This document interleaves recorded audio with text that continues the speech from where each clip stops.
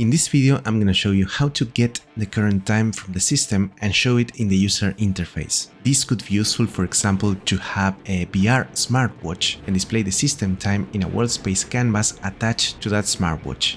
Please subscribe to support my tutorials and let's start solving this problem. Create a new script and an empty object to assign it. Inside the script, declare the tmpro namespace and define a tmp_text variable. Call it, for example, text_current time.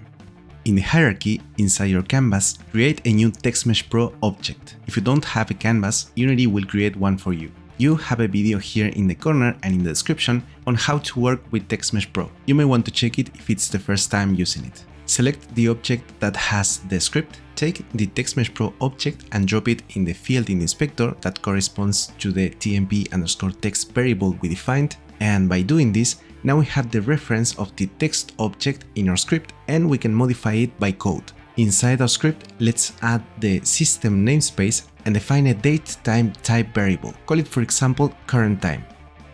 Inside update, we're gonna assign to that variable the following instruction. Current time equals datetime.now. Pay attention to uppercase characters. So now we can use this current time variable to get information about the current time. For example, which hour it is, the current minute, and the current second. So let's define a couple local int variables to temporarily assign those values. Int hour equals current time dot hour. Int minute equals current time dot minute. And int second equals current time dot second.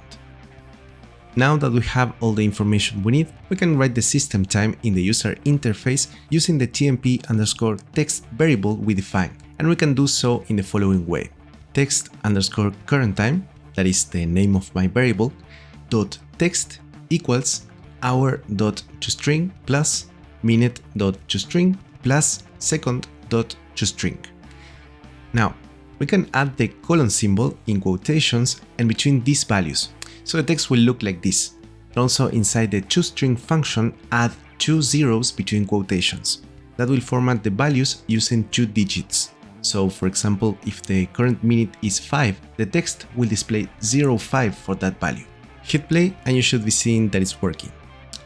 This solution works exactly the same if you want to display the current time on a VR smartwatch. The difference is that you probably will need to configure this canvas as a wallspace canvas, assign your VR camera in this field in the inspector, and attach this canvas object as a child of the hand anchor of your VR controller. We can do it in another video if you want. Please leave a comment if you want that video and check here in the corner or in the description to see if that video already exists. Please subscribe to the channel and I will see you in the next video.